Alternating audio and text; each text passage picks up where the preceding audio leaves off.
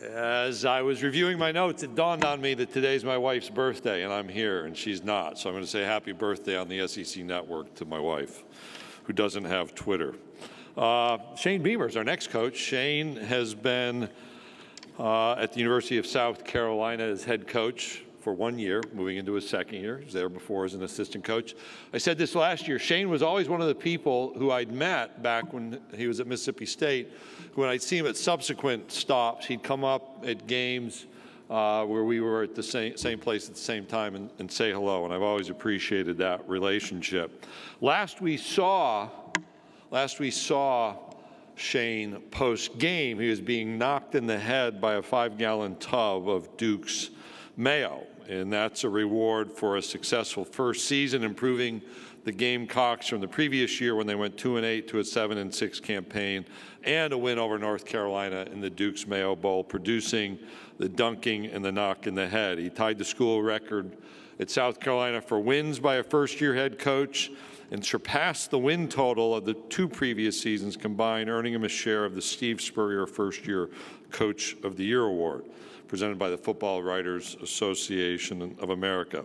He's got 3 great kids, a wonderful wife, had the chance to meet them each. You've seen some of them on social media. In fact, I was disappointed he did not walk in with his today's sunglasses, if you've seen Twitter in the video. So he's without the sunglasses today. But his son, Hunter, apparently evaluates his social media performances and his coaching performances via Twitter. So awesome family. Great to have Shane in the league. Great to have him smile after experiencing the Duke's Mayo bath. University of South Carolina head football coach Shane Beamer.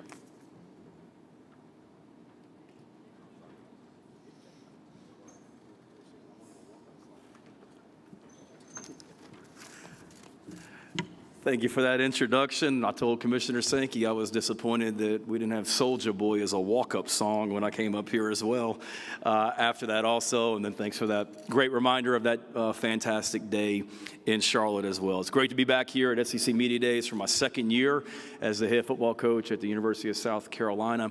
It's great to be back in Atlanta.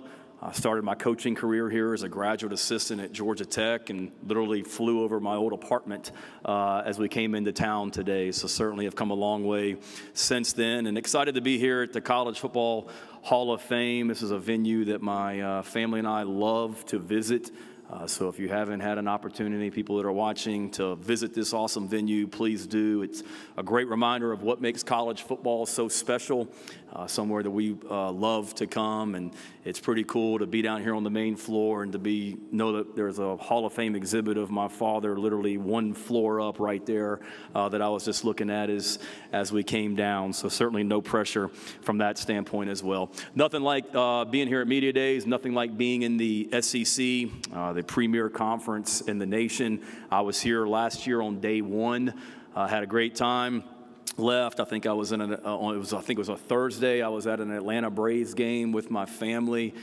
Driving back after the game when the news broke about the University of Texas and the University of Oklahoma joining this conference. So certainly that was an eventful week, but that's just another statement about how attractive this league is and the teams and the universities that want to be a part of this conference. Players want to play in this league. You see that in recruiting, and coaches certainly want to coach in this league as well. Thankful for Commissioner Sankey and his leadership. As he mentioned, he's somebody that I've had a lot of respect for a long time, but even more so now after being in this conference for a year. Thankful for his leadership in 2020, not just in this conference. I was in the Big 12 at the time, but his leadership across college football that allowed us to have a season. And then in 2020, and there's a lot of uncertainty right now in college athletics. It's unprecedented, some of the things that are going on. But I know one thing, I'm glad he's leading us. I'm glad he's leading this conference. He's a tremendous leader as well. And then thanks for all you guys do promote this game and the sacrifices you make as well, time away from your family also. Excited about the three guys that we have here today, Javon Gwynn, Zach Pickens, and DeCarrion Joyner. Great examples of our program and what we want this place to be about. Two of the three, DeCarrion and Javon, are graduates of the University of South Carolina. Zach will graduate in December, so they're handling their business off the field as well. All three are young men that did not have to come back. They chose to come back for another year at South Carolina.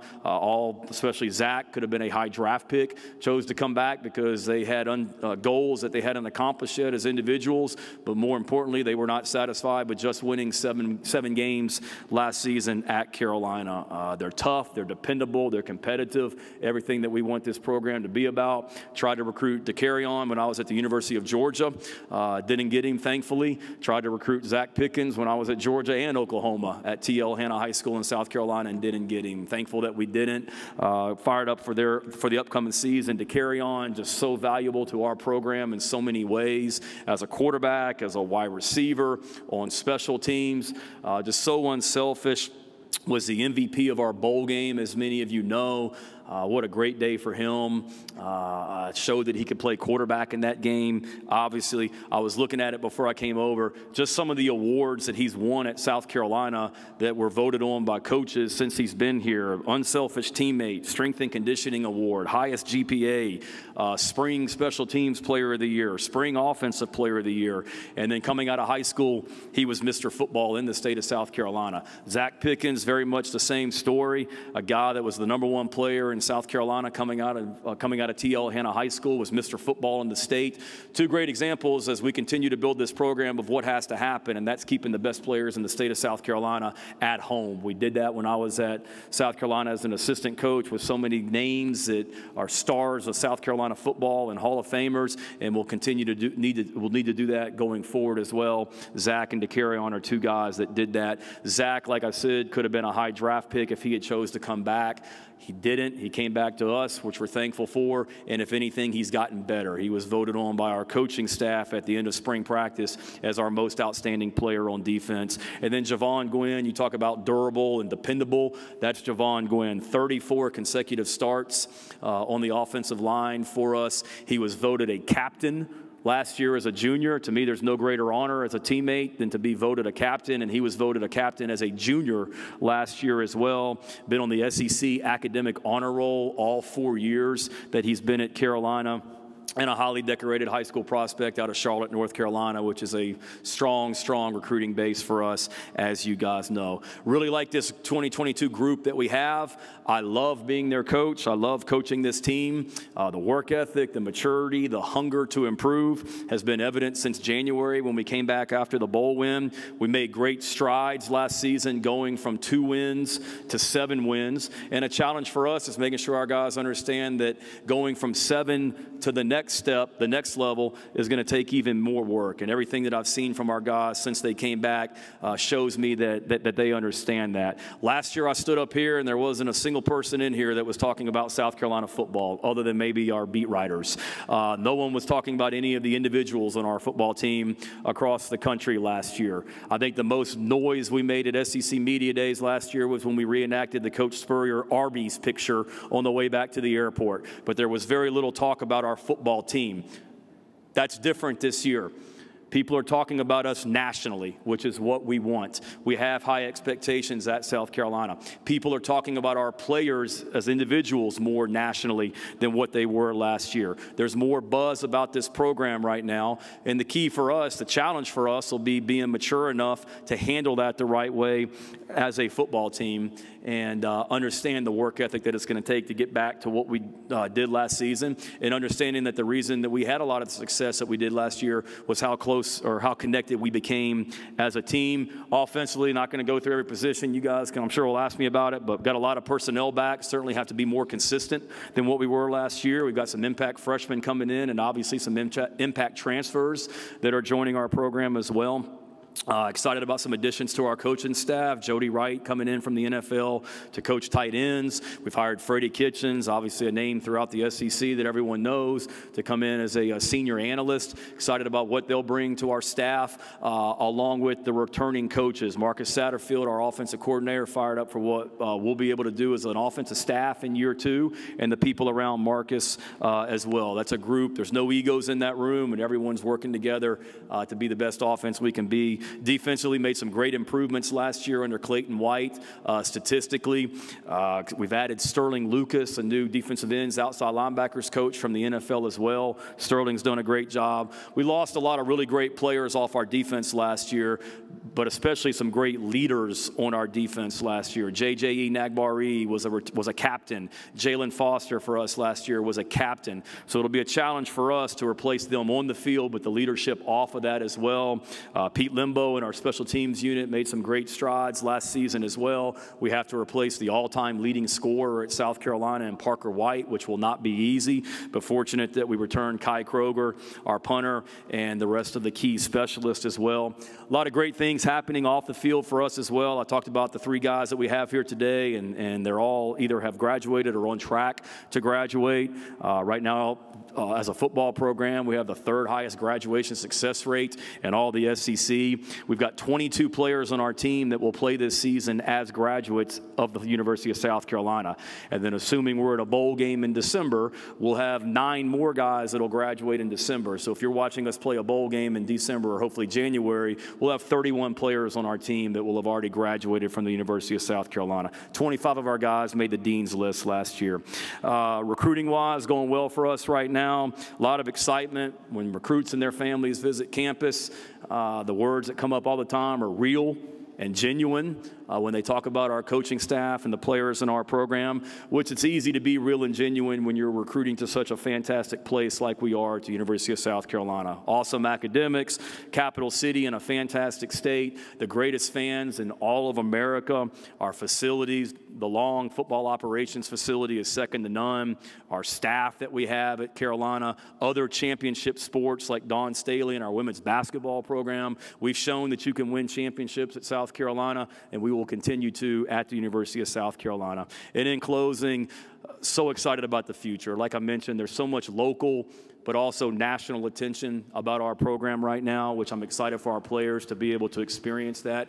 People want to be a part of what we're doing. It was announced last week that ESPNU is going to be focusing on us with their All Access series in the month of August and September. Welcome home. South Carolina football will air on ESPNU and other ESPN networks starting next month. That'll be a great experience for our players, great way to showcase our program as well, and thankful that they chose us. This wasn't something that we outwardly tried to do. They came to us because of what we're doing in this program as well. I spoke to so many sold-out Gamecock Club events in the month of May and June across the state of South Carolina as well. Seems like everyone that I went to, more than one person came up to me and told me they've never been more excited about South Carolina football. Our season ticket renewal rate is the highest that it's been in over 10 years. The improvements that we've made to our stadium, Williams-Brice Stadium was already one of, if not the toughest venue to play in all of college football. It'll be even more exciting and electric this season because of the improvements we've made to the stadium. But at the end of the day, it's all about the people that we have in our program. We got some special people in our program, players, coaches, and staff. So grateful and blessed to be the head football coach here at South Carolina, and we are just getting started with what we're doing. So with that, I hope I kept it under 17 minutes. I heard that was the rate today so far that I needed to keep it under. Hopefully I did, and with that, I'll be glad to take any questions. Thank you, Coach. If you have a question, please raise your hand. Aaliyah, Bailey, or Kiera will get you a microphone. We're going to start over here to our right, Coach, on the second row. If you can, please stand, give your name and affiliation. Thank you. Coach Trey Wallace, Outkick. Hey, Trey. Going back to last year, you had Zeb Nolan coming off, and you were trying to put him at the quarterback position because of depth. How much better is it this year compared to what you guys have compared to last year, and how much is it a relief for the coaching staff and everyone? Yeah, when I stood up here last year, I certainly didn't anticipate a month later, having our graduate assistant be our starting quarterback, and I certainly didn't envision starting 4 different quarterbacks throughout the season like we did last year because of injuries. It certainly makes a difference. I think if anything, it's just the experience and the depth that we now have in that room compared to last year. Going into last season, Luke Doty was our starting quarterback, and he only had been on campus for a year. I think he started 3 games in 2020, so he didn't have a lot of experience. Now you got a guy like Spencer that's played a lot of football, has won a conference championship at Oklahoma, and then you add guys like Luke who have now are a year older as well, along with some impact freshmen and that we've brought in. It's a different quarterback room, and it's certainly we have a lot of work to do, but it certainly, as a coach, makes you feel better about the situation going into the season. Coach, we're going to go in the aisle right in front of you, 4 rows back. Hey, Coach. Brad Crawford, 24/7 Sports. Hate to ask you another question about Spencer Rattler, but obviously he's the highest-rated quarterback this program has ever signed. How much pressure this season is on his shoulders to really make this offense flourish? I don't know if there's pressure. You know, I would say this, Brad, like, people forget Spencer Rattler is the starting quarterback at Oklahoma. He had some pretty high amount of pressure replacing a guy by the name of Baker Mayfield, Kyler Murray, and Jalen Hurts.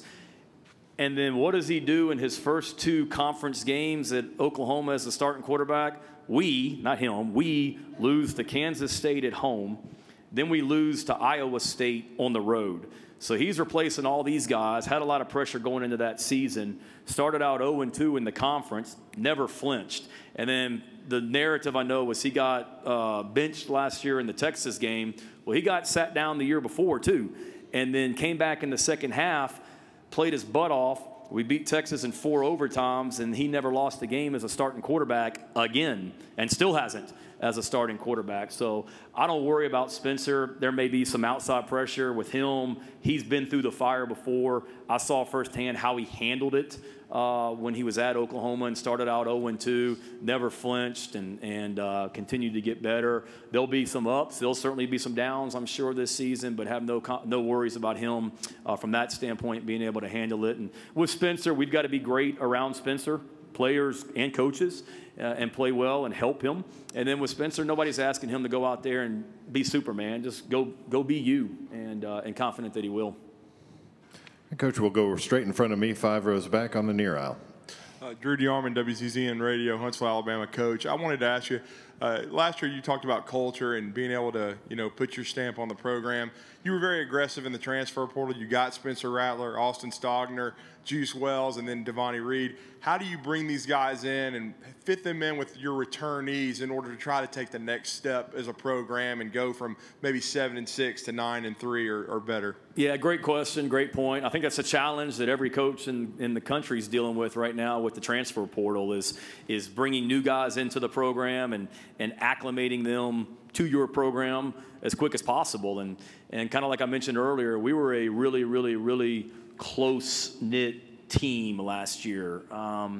We started out 2-2, and then we never lost 2 games in a row after that. If we lost a game, we were resilient and always came right back, and that was because of how close and connected that team was. So we'll have to do that again this year. We're very intentional about that, building a team and do as much as we can as a team from January up until the start of the season and really throughout the season to continue to build that closeness.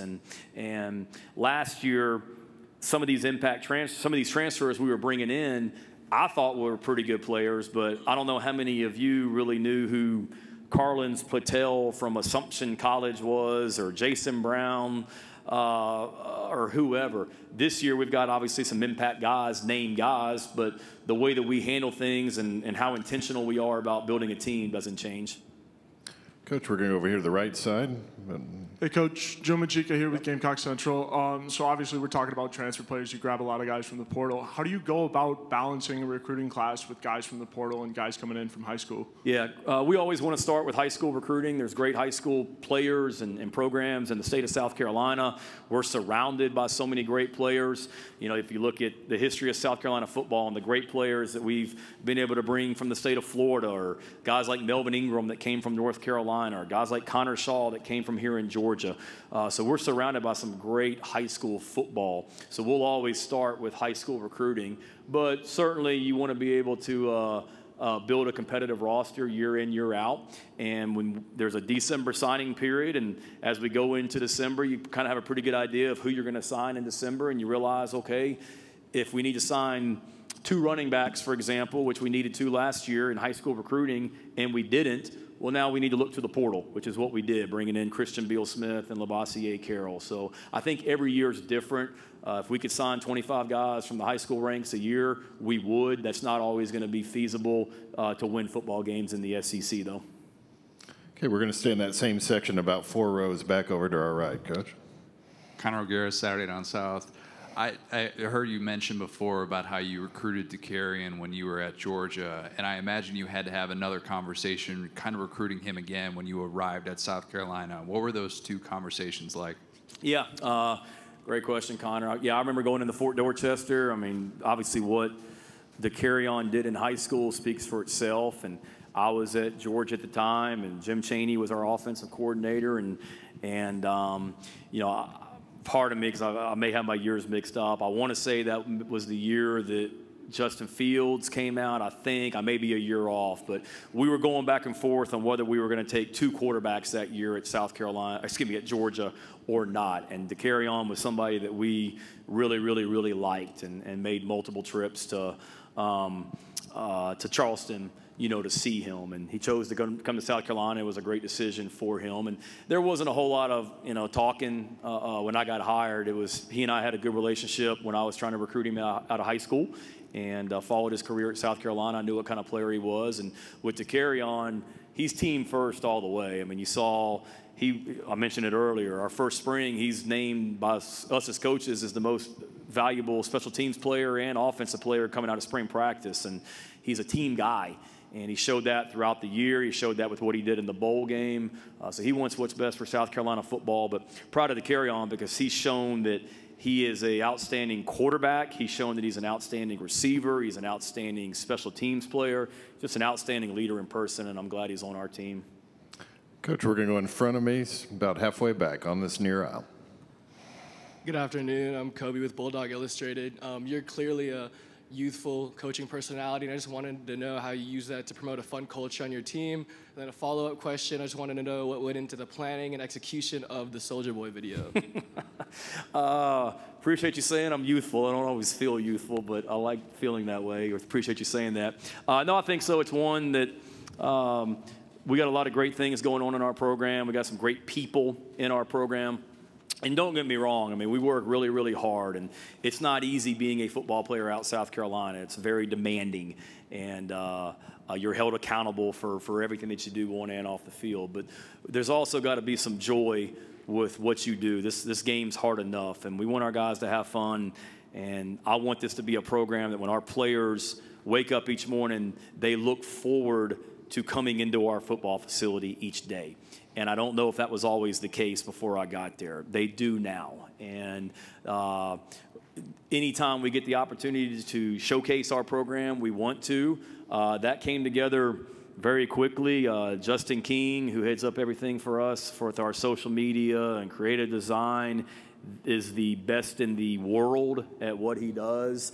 And I learned a long time ago, like, I don't need to, when he tells me he has an idea, I don't need to ask what it is. I just tell him, what time do you want me there, and what do I need to do? So that's what it was this morning.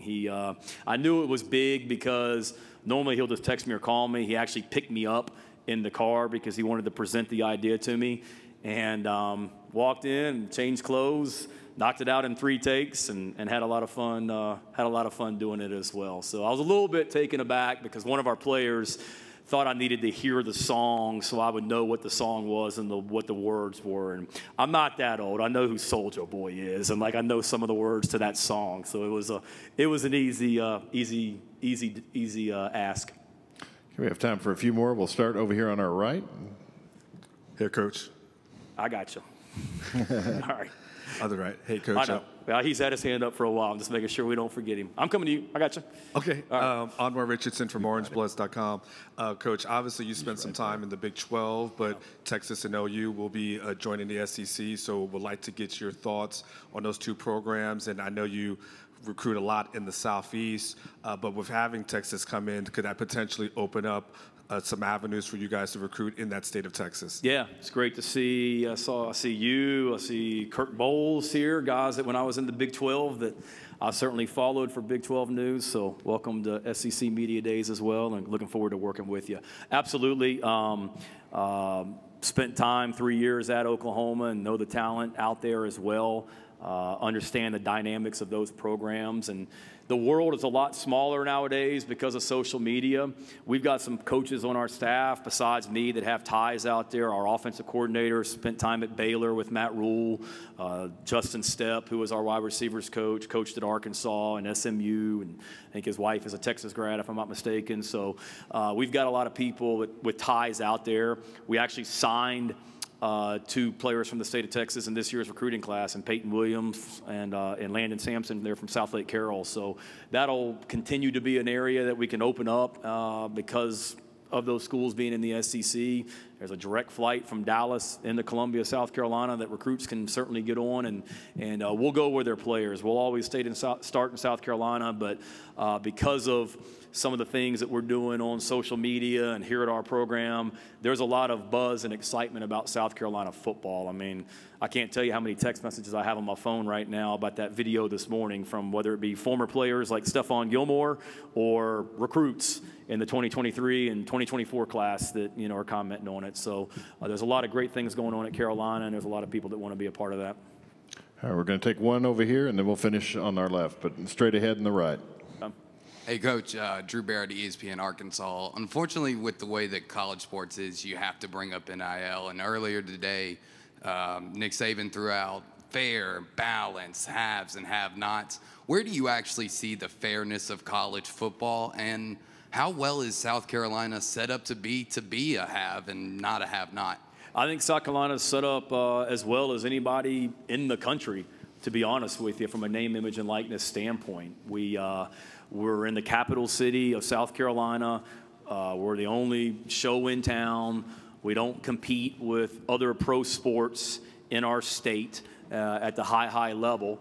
And South Carolina, the fan base, it's evident how powerful it is. And you look at what our players have done. A lot of these guys that are here today to carry on, Zach Pickens, Javon, have been able to capitalize on their name, image, and likeness and utilize it the right way, the way that the law was intended when it was implemented, for sure, that those guys have been able to. You look at other student athletes at our university, like Aaliyah Boston on our basketball team, and what she's been able to do from a name, image, and likeness standpoint. So I tell recruits this all the time, and it's not recruiting speak. When you talk about being well-positioned for name, image, and likeness opportunities, I have a hard time finding somebody that's in a better situation than we are. Take one final question here on the second row. Hey, Shane, Jordan Hill with Dogs 247. As a former tight ends coach, I just want to ask, what are your impressions of Georgia's tight ends coming in this year? Brock Bowers, Eric Gilbert, Oscar Delp, Darnell Washington. Yeah, talented, deep, for sure. They've, I was there with, Jeb Blazevich and Jackson Harris and Isaac Nada and Charlie Warner, and that was a deep and talented group that all contributed to that 2017 SEC championship team. But, you've got different skill sets with those guys right now as well. I remember watching Brock Bowers' tape when I was at Oklahoma the first time. I think it was from like a 7-on-7 camp or something like that he went to, and just some of the catches that he made in that. He's freakishly talented.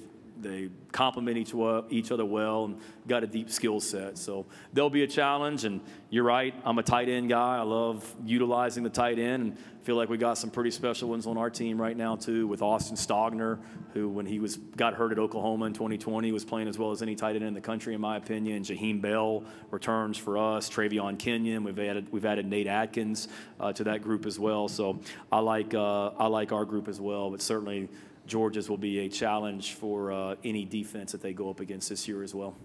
Coach, thank you for your time this afternoon. Okay. Thank you guys so much, and ladies, and have a great week. Go Gamecocks.